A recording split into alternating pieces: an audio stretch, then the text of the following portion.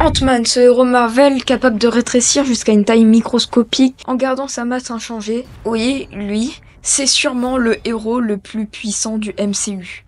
Vous allez me dire, c'est une fourmi. Détrompez-vous, c'est bien plus sordide que vous ne le pensez. Aujourd'hui, on plonge dans l'univers quantique de l'homme-fourmi. Ses origines. Scott Lang est un voleur qui, pour sauver sa fille, cambriole la maison d'Hank Pym. Et il vole son costume révolutionnaire. Ce dernier lui permet de rapetisser et communiquer avec les fourmis. Un peu guiesque comme pouvoir. Mais après avoir vu le potentiel de Scott, Pym décide de le laisser garder l'équipement et devenir le nouveau Ant-Man. Le personnage, à l'origine, a été créé par Stan Lee et est paru pour la première fois dans Tales to Astonish, numéro 35, en 1962. L'adaptation cinématographique arrive en 2015, suivie de plusieurs suites et même d'une série d'animation. Dans l'univers Marvel, la combinaison d'Ant-Man fonctionne grâce aux particules Pym, qui permettent de modifier la taille des objets et des êtres vivants. Mais comment ça marche scientifiquement ? La science du rétrécissement. Les particules Pym sont censées agir au niveau quantique, en réduisant la distance entre les atomes. En théorie, cela pourrait rendre un humain aussi petit qu'une fourmi, sans altérer sa masse. Ok, pourquoi pas, mais dans le film, Scott Lang va encore plus loin. Il atteint l'échelle subatomique.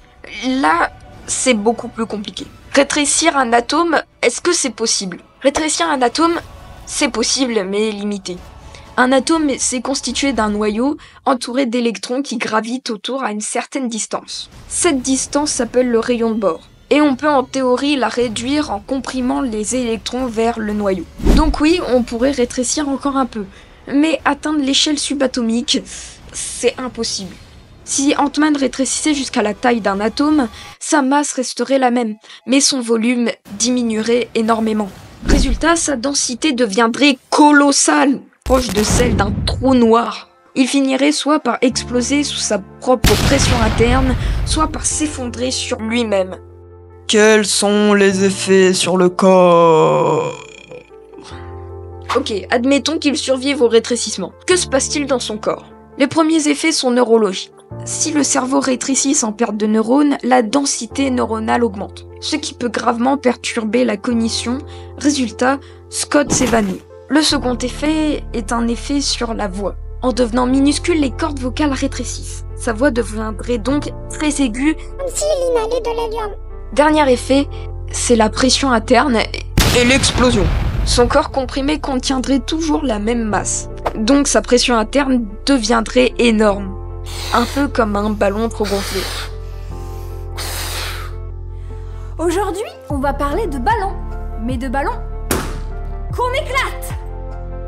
Maintenant, je vais vous dire pourquoi Ant-Man est le héros le plus puissant du MCU. La force cachée d'Ant-Man. Ok, il survit. Mais une fois minuscule, il devient incroyablement puissant. Pourquoi ? Tout d'abord, il a une pression d'impact monstrueuse. Même s'il est petit, il conserve sa masse et sa force humaine. Si Ant-Man te fonce dessus, la pression de l'impact atteindrait un demi-milliard de pascal. Maintenant, place à la physique quantique what the fuck. Dans l'univers microscopique, la physique classique ne fonctionne plus. C'est là qu'intervient la physique quantique. Et notamment, on va parler d'un effet que j'ai nommé le miroir quantique. Tenez-vous bien, vous allez vomir votre cerveau, même moi j'ai pas tout compris. Je vais vous poser une question simple. Comment fonctionne un miroir ?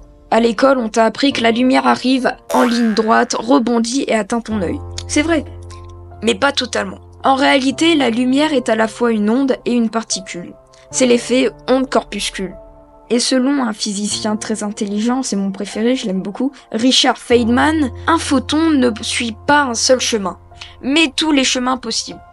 Un photon subit plusieurs effets quantiques, notamment la superposition quantique. Cette dernière stipule que un photon peut se trouver à plusieurs endroits à la fois, avoir plusieurs directions à la fois, plusieurs vitesses à la fois, se trouver dans plusieurs temporalités à la fois, ce qui signifie qu'un photon, en réalité, il ne suit pas un seul chemin, il suit tous les chemins possibles de l'univers en même temps, Cela signifie qu'il peut aller directement à ton œil, faire un détour improbable autour de la galaxie, venir carrément du futur, ou même être émis depuis le Big Bang. Feynman a trouvé une solution. Attribuer des flèches directionnelles à chaque chemin. Et quand on les additionne, la seule trajectoire qui reste est celle qui correspond à notre perception du quotidien. Toute notre vie n'est qu'une illusion. Elle ne repose que sur des probabilités incertaines, et toute notre vie est menée par du hasard parfait. Mais Ant-Man, dans tout ça, il est où? Je vais vous reposer une question. Pourquoi ne subissons-nous pas les effets what the fuck du monde quantique? Pourquoi ne sommes-nous pas à plusieurs endroits à la fois? Pourquoi mon chat n'est pas à la fois mort et vivant? Réponse: nous sommes trop gros. Ant-Man, lui, il devient microscopique. Et à cette échelle, les règles changent.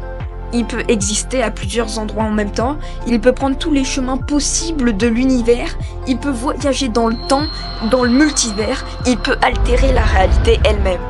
Bref, Ant-Man devient omnipotent.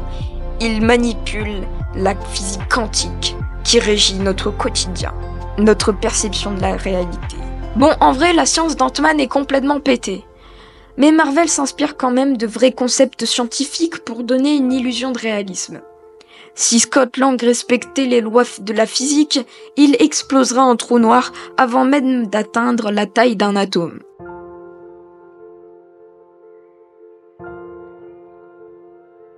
Cette vidéo m'a pris beaucoup de temps. Et voilà, c'est terminé.